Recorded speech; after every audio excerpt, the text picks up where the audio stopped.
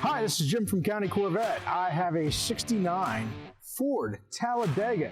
A lot of people don't know what these cars are. This was during the NASCAR era when Chrysler was putting gigantic wings on cars, and they were all shooting for aerodynamic advantages because at 180 or whatever miles per hour they were doing back in the day, that was what won races. So Holman and Moody was the shop that Ford relied on, and they did some cool stuff here. So they're 6 inches longer in the front. These fenders are actually handmade. They added on to them.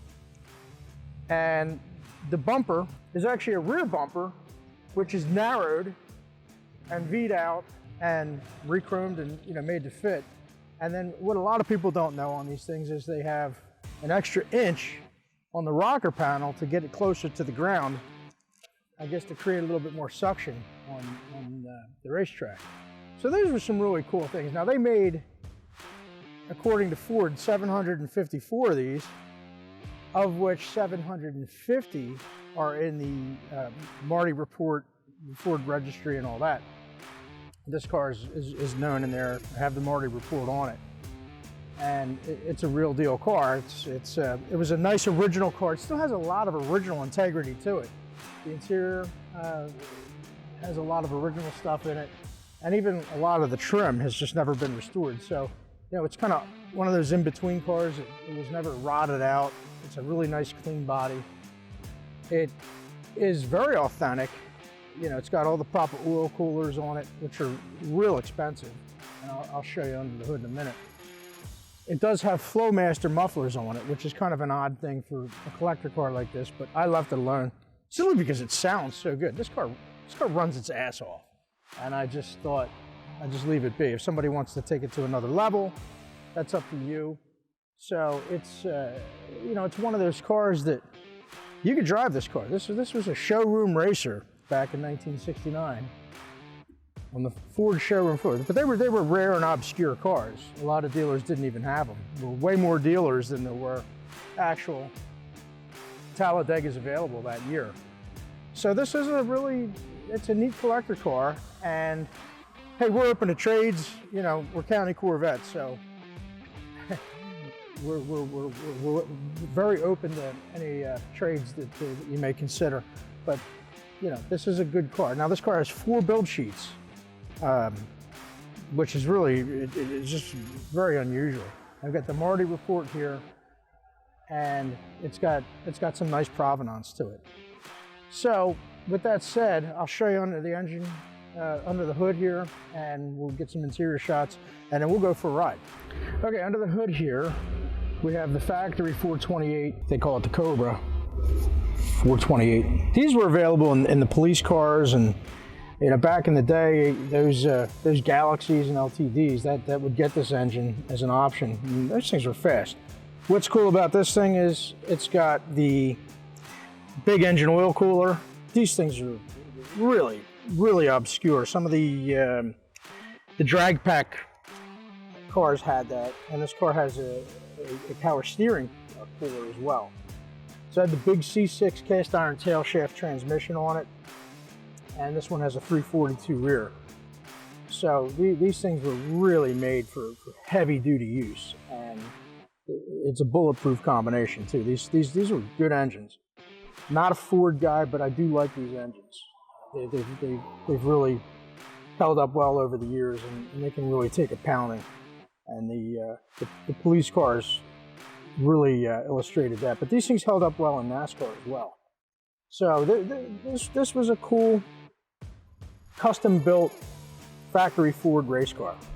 All right, so I would encourage you to take it for a ride. So I'm gonna do that now, and buckle up. Okay, so in this particular car,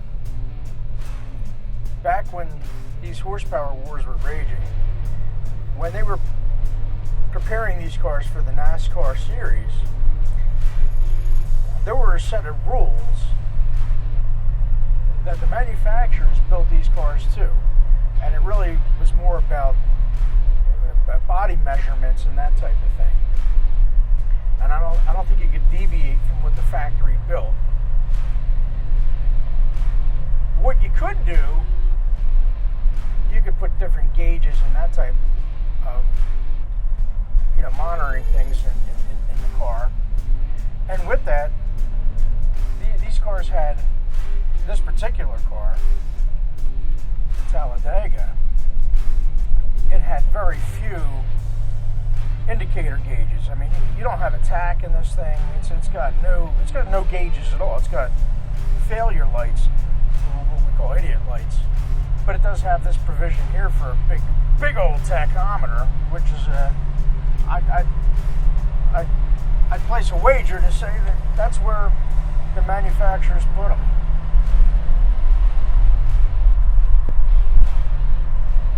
So this thing's got some tall gears.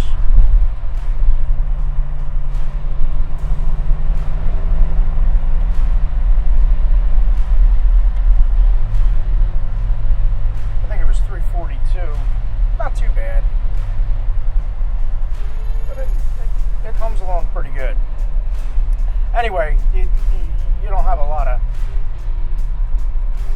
of measurement of what's going on with the car itself. The temperature, you'll just know when it overheats, not when it's about to overheat.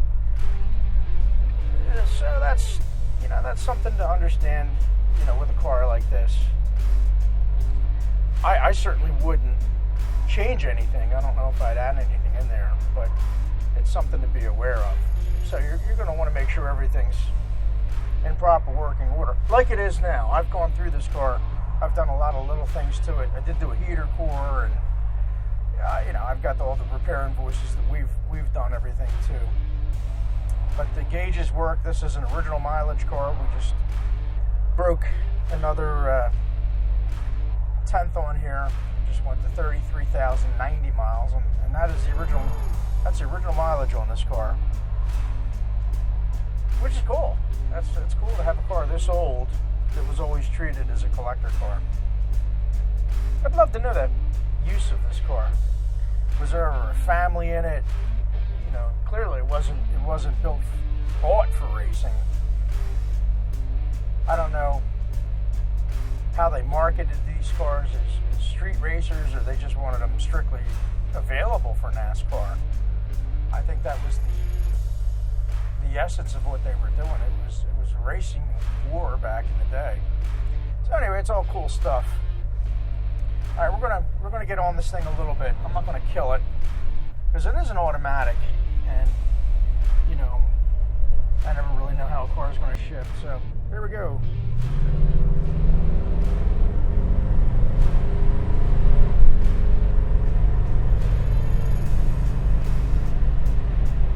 Okay, we started off in second gear there, and it shifts really well.